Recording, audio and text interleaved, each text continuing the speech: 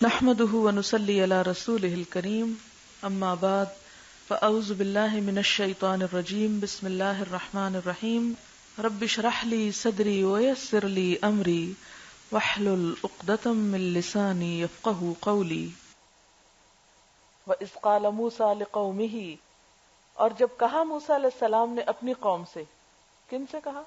بنی اسرائیل سے، یا قوم اذکروا نعمت اللہ علیکم، اے قوم یاد کرو اللہ کی نعمت کو جو تم پر ہے۔ اس کی تفصیل بھی ساتھ ہی بتا دی گئی، کیا؟ اذ جعل فیکم انبیاء، جبکہ اس نے تم میں بہت سے انبیاء بھیجے، وجعلکم ملوکا، اور تم کو بادشاہ بھی بنایا۔ تو یہاں ایک اور بھی ذرا انڈر لائن بات پتہ چل رہی ہے کہ بادشاہ ہونا کوئی برائی نہیں۔ اگر برائی ہوتی تو اللہ تعالیٰ نہ بھیجتا ان کو بادشاہ۔ حضرت داؤد اور سلیمان علیہ السلام جو تھے بنی اسرائیل کے انبیاء بھی تھے اور بادشاہ بھی تھے۔ تو بادشاہت ہو یا جمہوریت ہو، اصل چیز عدل و انصاف ہے، لوگوں کو ان کا حق ملنا ہے۔ اسی لیے اسلام میں یاد رکھیے، اسلام میں کوئی خاص طرز حکمرانی نہیں بتایا گیا کہ لازمی طور پر جمہوریت ہونی چاہیے یا بادشاہت ہونی چاہیے یا کوئی اور نظام ہونا چاہیے، نہیں۔ وہ تقاضے بتا دیے گئے جو کسی بھی حکومت کو پورے کرنے چاہیے، نام اس کو آپ کچھ بھی رکھ لیں۔ اس جعل فیکم انبیاء وجعلکم ملوکا، اور پیچھے آپ کیا پڑھ چکے ہیں اس کی مزید تفصیل، وآتاکم ما لم یؤت احدا من العالمین، تمہیں وہ کچھ دیا جو دنیا میں کسی کو نہ دیا۔ سورۃ البقرہ میں کیا پڑھا تھا؟ وانی فضلتکم علی العالمین، میں نے تمہیں سارے جہان والوں پر فضیلت دی۔ کیسے؟ من و سلوہ ان پہ اتارا، بادلوں کا سایہ کیا۔ کبھی آپ کے ساتھ ایسا ہوا کہ بہت دھوپ ہو رہی ہو اور یکا یک آپ کے اوپر بھی بادل آ جائیں کہ یہ پڑھنے جا رہی ہیں بچیاں، رستے میں چلنے میں بڑی مشکل ہو رہی ہے؟ یعنی سوچیں ذرا، بنی اسرائیل کو کتنے لاڈ کیے گئے، کتنا کچھ دیا گیا، اور پھر بھی وہ نہ مانے۔ اور جب وہ نہیں مانے تو اللہ نے کیا کیا؟ کیا کیا اللہ نے؟ لے لیا ان سے یہ اعزاز، چھین لیا ان سے، اور آپ کو مبعوث کیا۔ کنتم خیر امت اخرجت للناس، اب آپ کی باری ہے، خیر امت ہے۔ اور اگر آپ نے بھی وہ کام نہ کیے جن کی وجہ سے خیر امت ہوتے ہیں، تو پھر یہ کوئی ایسا تاج نہیں جو سر پہ ایک دفعہ آپ کے پہنا دیا تو آپ کی ملکیت ہو گیا، اب کسی اور کو نہیں ملے گا۔ جو بھی یہ کام کرے گا وہی عزت پائے گا۔ جب بنی اسرائیل کو اتنی نعمتیں دی گئیں تو ان سے مطالبہ کیا گیا کہ کچھ کر کے دکھاؤ، اب کوئی کام کرو۔ کیا کام کرو؟ یا قوم ادخلوا الارض المقدسۃ التی کتب اللہ لکم، اے قوم داخل ہو جاؤ مقدس زمین میں۔ یہ کون سی زمین ہے؟ بیت المقدس کی طرف اشارہ ہے کہ بیت المقدس میں چلو۔ وہاں کیوں چلو؟ فلسطین میں چلو، کیونکہ حضرت یعقوب علیہ السلام وہاں پیدا ہوئے تھے، پھر حضرت ابراہیم علیہ السلام، حضرت اسحاق اور دیگر انبیاء کا یہ کیا تھا؟ مرکز تھا۔ حضرت یوسف علیہ السلام کے زمانے میں بنی اسرائیل کہاں آ گئے تھے؟ مصر آ گئے تھے۔ اب موسیٰ علیہ السلام نے جب فرعون سے نجات پائی اپنی قوم سمیت، تو وہ مصر سے نکل کر کہاں آئے؟ صحرائے سینا میں پہنچے، سینا۔ تو اس دور میں جو فلسطین تھا، یہاں ایک قوم حکمران تھی جس کا نام عمالقہ تھا، عین میم الف لام قاف ہے، عمالقہ۔ جابر تھے، یہ ظالم قوم تھی عمالقہ، تو جابر کی جمع ہوتی ہے جبابرہ۔ اللہ تعالیٰ نے بنی اسرائیل سے کہا کہ یہ ظالم قوم اپنی مدت پوری کر چکی ہے، تم ان کے ملک میں داخل ہو جاؤ، تمہیں اللہ کی مدد حاصل ہوگی، اور معمولی مقابلے کے بعد تم ان پہ قبضہ پالو گے۔ مگر بنی اسرائیل غلامی کی زندگی بسر کر کر کے اتنے کمزور ہو چکے تھے، تو ان کے دلوں میں ظالم قوم کی بڑی ہیبت بیٹھ چکی تھی، اور وہ ان سے ڈرنے لگے اور کہا کہ ہم تو وہاں داخل نہیں ہو سکتے۔ تو اللہ تعالیٰ نے ان کے بارے میں فیصلہ کیا کہ وہ 40 سال تک اب کیا کریں؟ صحرا میں بھٹکتے رہیں، یہاں تک کہ 20 سال کی عمر کے سب لوگ ختم ہو جائیں، یعنی 60 سال کے ہو جائیں، مر پھٹ جائیں۔ پھر اس کے بعد نئی نسل جو ہے وہ جوان ہو کے اٹھے، اور صحرائی زندگی گزارنے کے بعد ان کے اندر ایک قوت ہو، اور وہ جا کے اس ظالم قوم سے نپٹے اور اپنا ملک بھی واپس لے اور امن و امان سے جا کر رہے۔ تو اب کیا ہوا؟ حکم ہوا ان کو، یا قوم ادخلوا الارض المقدسۃ التی کتب اللہ لکم، اے قوم داخل ہو جاؤ اس زمین میں، پاکیزہ زمین میں جو اللہ نے تمہارے لیے اب لکھ دی ہے، کیونکہ ان کا وقت ختم ہو چکا ہے ظلم کی وجہ سے. ولا ترتدوا علی ادبارکم، اور اپنی پیٹھ پر مت پھرو، مت ڈرو، مت بھاگو، مت میدان چھوڑو. اگر تم نے ایسا کیا فتنقلبوا خاسرین، تو ناکام ہو کے لوٹ جاؤ گے. قالو، کہنے لگے، یا موسیٰ، ہائے موسیٰ، ان فیہا قوما جبارین، اس میں تو بڑے جابر لوگ رہتے ہیں، بڑے زبردست ظالم رہتے ہیں. وَإِنَّا لَن نَدْخُلَهَا، اور بے شک ہم تو اس میں ہرگز داخل نہیں ہوں گے، ہم نہیں جانے والے.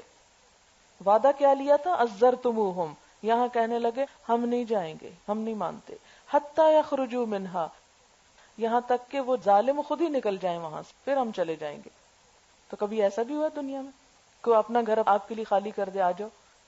کہنے لگے فَإِن يَخْرُجُوا مِنْهَا فَإِنَّا دَاخِلُونَ، بُزْدِل قوم، وہ وہاں سے چلے جائیں گے تو ہم اندر داخل ہو جائیں گے. یعنی بیک وقت بزدل بھی تھے، بے ادب بھی تھے اور سرکش بھی تھے. اس کے برعکس صحابہ کرام کیا تھے کہ نبی صلی اللہ علیہ وسلم جس جنگ کے لیے اشارہ کرتے ٹوٹ پڑتے، جان و مال قربان کر دیتے. قال رجلان، کہنے لگے دو لوگ، من الذین یخافون، ان میں سے جو ڈر رہے تھے. ڈرنے والے کس سے ڈر رہے تھے؟ یا تو ظالموں سے ڈر رہے تھے یا اللہ سے ڈر رہے تھے. کیا کہنے لگے؟ انعم اللہ علیہما، جن دونوں پر اللہ نے انعام کیا تھا، یعنی اچھی بات کہنے کی توفیق دی تھی. کیا کہا؟ ادخلوا علیہم الباب، اے ہماری قوم چلو دروازے سے داخل ہو جاتے ہیں. اللہ نے کہا داخل ہو جاؤ تو چلو چلتے ہیں. فَإِذَا دَخَلْتُمُوهُ، پھر جب تم اس میں داخل ہوگے، فَإِنَّكُمْ غَالِبُونَ، تو تم خود ہی غالب آ جاؤ گے. یعنی دو نیک اسرائیلیوں نے اپنی قوم سے کہا کہ اللہ پہ بھروسہ کر کے عمالقہ کے ملک میں داخل ہو جاؤ. وَعَلَى اللَّهِ فَتَوَكَّلُوا، اللہ پہ بس بھروسہ کرو، ان کنتم مؤمنین، اگر تم مومن ہو. یعنی دنیا کے لوگوں سے ڈرنے کی بجائے کس سے ڈرو؟ اللہ سے. قالو، لیکن قوم نہ مانی، کہنے لگے یا موسیٰ، اے موسیٰ، انا لن ندخلها، پہلے تو کیا کہنے لگے؟ فَإِن يَخْرُجُوا مِنْهَا فَإِنَّا دَاخِلُونَ، اب کیا کہنے لگے؟ انا لن ندخلها، ہم بالکل نہیں جائیں گے وہاں، ہم ہرگز نہیں داخل ہوں گے، ہم نہیں جانے کے. ابداً، کبھی بھی، بالکل، not at all، ما داموا فیہا، جب تک وہ وہاں موجود ہیں، ہم تو ادھر کا رخ بھی نہیں کرتے. فَاذْهَبْ أَنْتَ وَرَبُّكَ، جا تو اور تیرا رب، فقاتلا، وہ جا کے لڑیں، انا ہاہنا قاعدون، ہم تو یہ بیٹھے ہیں، ہم نہیں جا سکتے. کتنے بے ادب لوگ تھے، گستاخ. اللہ کی راہ میں نکلنے والوں کا کام ہے اللہ کی بات پر، اس کے رسول کے اشارے پر ہر قربانی کے لیے تیار ہو جائیں. اور جو لوگ یہ نہ کریں پھر وہ اپنے عمل سے کیا کہہ رہے ہیں کہ اللہ تعالیٰ خود ہی آ کے اپنا کام کر لے.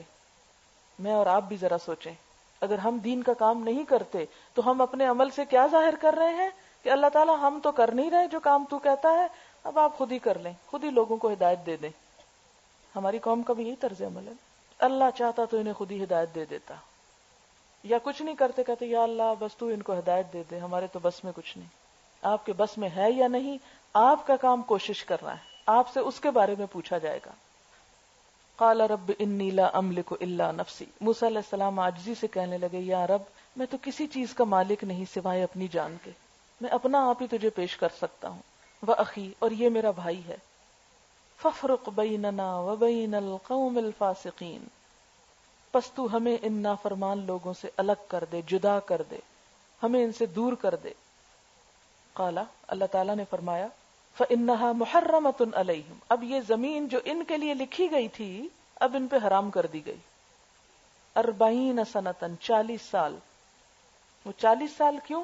تاکہ ان کے بڑے کاٹھے بد مزاج لوگ دنیا سے رخصت ہو جائیں اور نئی قوم صحرا کی گود میں پل کے جوان ہو اور بہادر ہو، جرأت مند ہو، جو یہ کام کرے اللہ کا. وہ آتا ہے نا وَإِن تَتَوَلَّوْا يَسْتَبْدِلْ قَوْمًا غَيْرَكُمْ ثُمَّ لَا يَكُونُوا أَمْثَالَكُمْ، اگر تم منہ موڑو گے اللہ تم سے ایک اور قوم کو بدل دے گا، تمہاری نسلوں میں سے کوئی اور اٹھا دے گا. تو یہی کیا ان بنی اسرائیل کے ساتھ. قال فإنها محرمۃ علیہم 40 سنۃ، 40 سال اب وہاں نہ جا سکو گے. یتیہون فی الارض، زمین میں سرگرداں پھرتے رہیں گے. یتیہون یتحیرون، تیہ وہ چٹیل میدان جس میں مسافر کو راستہ نہ ملے.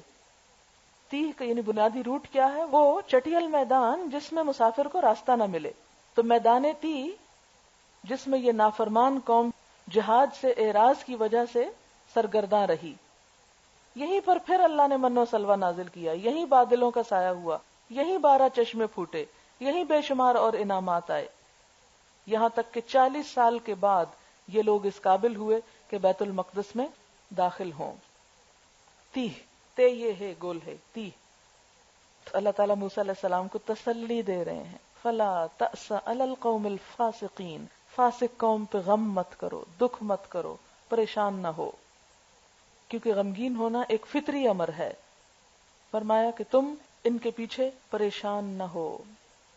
آپ دیکھیں کہ جب کوئی قوم اچھے حالات میں اللہ تعالیٰ کی بات نہیں مانتی تو اس کو پھر ایسے حالات میں داخل کر دیا جاتا ہے، غیر معمولی حالات میں، پریشان کن حالات میں، کہ جس سے پھر گزر کر وہ اس قابل ہو کہ وہ کوئی کام کر سکے. بسا اوقات ہم بھی شرافت کے ساتھ اللہ تعالیٰ کی بات نہیں مانتے نا، تو اللہ تعالیٰ کیا کرتے ہیں؟ ہمیں ایسے ایسے کاموں، ایسے مسئلوں، ایسی پریشانیوں میں الجھا دیتے ہیں کہ پھر ہمیں اس کے سوا کوئی چارہ نہیں بنتا کہ ہم اللہ ہی کی طرف رجوع کریں. تو جب کوئی قوم یا جو لوگ شرافت سے نہ مانے تو ان کے لیے پھر علاج یہی ہے